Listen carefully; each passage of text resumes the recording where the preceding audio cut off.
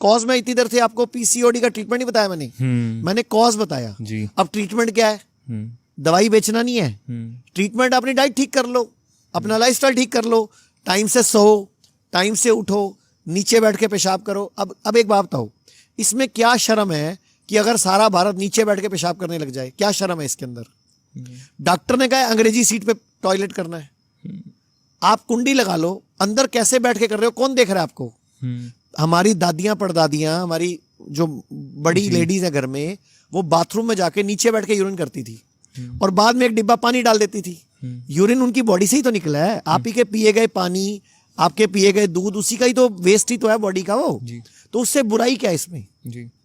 अच्छा एक बात बताओ, इंग्लिश टॉयलेट सीट पे हम जब पॉटी करते हैं कितने कितने लोगों को 20-20 मिनट लगते हैं जी। कईयों को आधा घंटा लगता है, कईयों को 2-2 दिन लग जाते हैं, आती नहीं है। ये तो आजकल हैबिट बनी हुई है, न्यूज़पेपर या फोन लेके बैठने। सारी बीमारी की जड़ इंग्लिश टॉयलेट सीट है। अगर वही इंग्लिश की जगह इंडियन हो तो मैं एक तरीका सिखाता हूं, आप कहो तो मैं सिखा देता हूं। मैं एक तरीका सिखाता हूं सारे भारत को। सुबह उठो, बिना कुल्ला, बिना ब्रश करे, बिस्तर से उठने के बाद उकड़ू बैठ के गरम गरम पानी पियो। उकड़ू मतलब इंडियन टॉयलेट स्टाइल। अच्छा। अपने कमरे में बैठ जाओ ओके। और आपको 5 मिनट बाद अपने आप पोटी आ जाएगी, फिर चले जाना, इंग्लिश पे ही कर लेना भाई ओके। आपने स्टाइल तो दे दिया ना बॉडी को जी, आपने एंगल बना दिया, ऐसा एंगल जो मेरी बॉडी का नेचुरल एंगल है। अच्छा, कबूतर आता है, तोता आता है, कौवा आता है, तार पे आते हैं, पेड़ पे आते हैं, पोटी करते हैं, उड़ जाते हैं। गाय बैठी होती है, खड़ी होती है, गोबर करती है, वापस खड़ी हो जाती है। इनको किसी भी जानवर में, दुनिया के किसी भी जानवर को शिट करने में, पोटी करने में 30 सेकंड लगते हैं, बहुत ज्यादा 1 मिनट लगता है हाथी जैसे को, क्योंकि वो 3-4 टुकड़ों में आता है। घोड़े को भी 1 मिनट लगता है जी।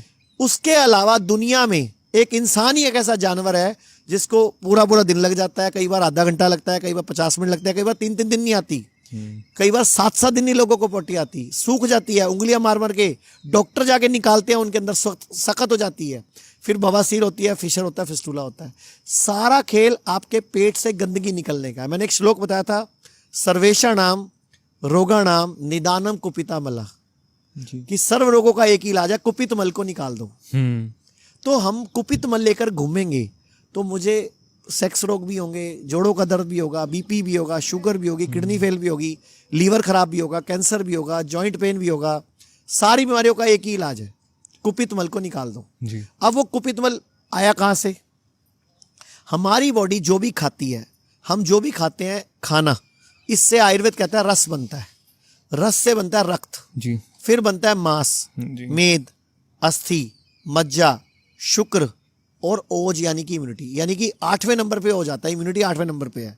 पहले नंबर पे क्या है? खाने से बना रस जी। तो खाना, फिर रस, फिर रक्त, फिर मांस, फिर मेद, फिर अस्थि, फिर मज्जा, फिर शुक्र। शुक्र मानो अंडाणु, शुक्राणु, मेरे अंदर की शक्तियां जी, वो 7वीं धातु है। जब आपने खाना खाया और खाना ढंग से हजम ही नहीं हुआ, या आपका मूड खराब था, या आप स्ट्रेस थे, या आपने खाने के साथ पानी पी लिया जी, या आपने बर्गर के साथ कोल्ड ड्रिंक पी ली, या चिप्स के साथ कोल्ड ड्रिंक पी ली, ये तो है ही कॉम्बिनेशन, कॉम्बो आते हैं आजकल हर जगह पे। तो कॉम्बो को स्पॉन्सर कौन कर रहा है? कंपनियां करती हैं जानबूझ के, तुम बीमार पड़ो ताकि हम तुम्हें दवाइयां बेचेंगे बाद में। जितनी बड़ी बड़ी कंपनियां, मैकडी है, KFC है, बड़ी बड़ी चेन्स हैं, इनके जो इन्वेस्टर्स हैं वो दवाइयां बनाने वाली कंपनियां हैं, वो इनको इन्वेस्ट करती हैं जानबूझ के, इनको पंप करती हैं। ये पिज्जा की चेन, बर्गर की चेन किसकी है? इन्हीं, ये स्पॉन्सर है उनके। ये सब स्पॉन्सर गेम है जी। ये चीनी है, पहले चीनी से आपको बीमार करेंगे, फिर दवाइयां बेचेंगे। चीनी कौन लाया भारत में? अंग्रेज लाए जी। सफेद नमक कौन लाया भारत में? अंग्रेज लाए। हम गुड़ खा रहे थे ना, ठीक थे। हम सेंधा नमक खा रहे थे ना, ठीक थे। अच्छा एक बात बताओ, गाय हमारी माता है, अकल बड़ी के भैंस, गई भैंस पानी में, काला अक्षर भैंस बराबर, जिसकी लाठी उसकी भैंस, भैंस के आगे बीन बजाना। सारी कहावतें भैंस पे क्यों है? गाय पे एक ही है माँ। कौन लाया भैंस? भैंस एक जंगली पशु था, भारत में होता था, लेकिन उसका दूध विशेष परिस्थितियों में यूज किया जाता था। जो कुश्ती लड़ते थे जी, जो भागा करते थे, एक्सरसाइज करते थे, श्रमिक लोग थे, सिर्फ वो लोग भैंस का दूध पीते थे। अब हर कोई पी रहा है जी। मुझे बताओ, अगर भैंस का दूध इतना ही बढ़िया है तो अमेरिका क्यों नहीं पीता?